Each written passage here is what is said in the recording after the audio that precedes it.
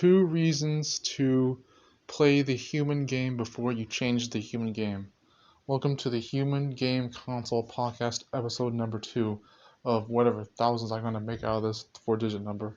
This is a tease for the change of the tag system and the handle system that we had across links for many platforms, YouTube, Discord, even to some extent Twitter and Reddit.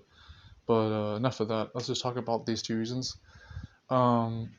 The first reason is because it will help you in a societal way to negotiate with the people that are long-term humans who know how to play the game, who have been playing the game in multiple lifetimes. If you can negotiate with them through communication and through even perspective, how to live in this game together, even if you're not a long-term human yourself, you'll be able to understand this just as well as them, if not better than them. Not that we're in competition, really. We're supposed to help grow and evolve for each other's sakes, and not just for individual personalities implied with that. The second reason I'm going to give you is that the human game is a good opportunity to grow and evolve, as implied before.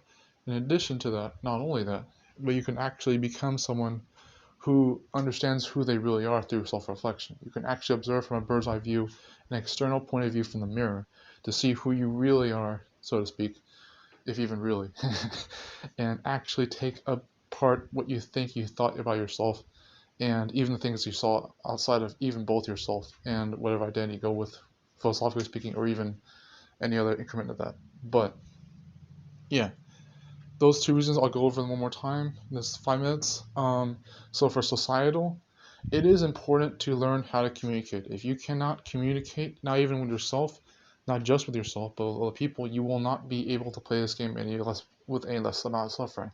You have to be able to communicate. You have to also be able to trust that the people who have betrayed you or helped you have done more than you realize.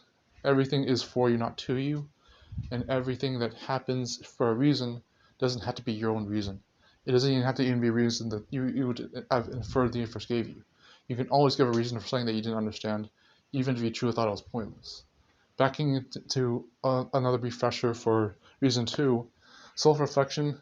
People can judge us all the time. It's okay if they do, but the real matters come to your own hands if you understand how to be someone who can see themselves from a bird's eye view or a mirror and tell themselves that you're true to your own intentions and you're doing what you thought is right. If you still need experience understanding that, then of course you can try to delve into the external factors. Some people think materialism and not looking from within is a bad idea, but what I'll say is that some materialism can still be good.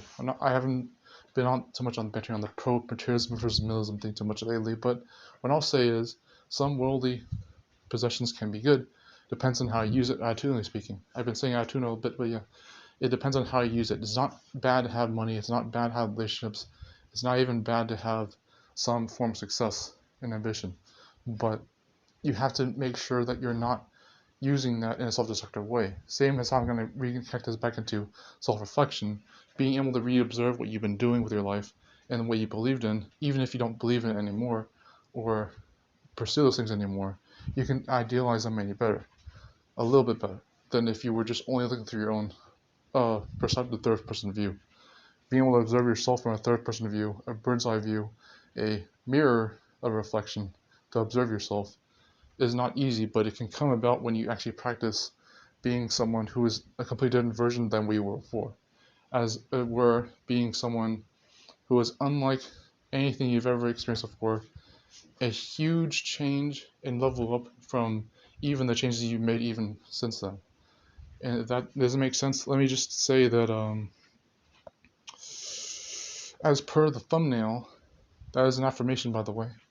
And it's actually a reference to affirmations that have to be consistently repeated over and over and over, because your thoughts are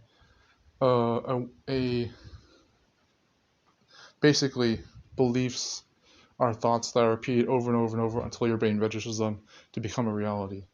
And if you're able to tell yourself that what you believe is what you've been thinking over and over every single day, how you felt every single day about yourself, about your life, about how you changed, or even how you may have seen that maybe you're grateful for what you had right in the moment, that is how you're going to be able to tell yourself that the human game is worth changing.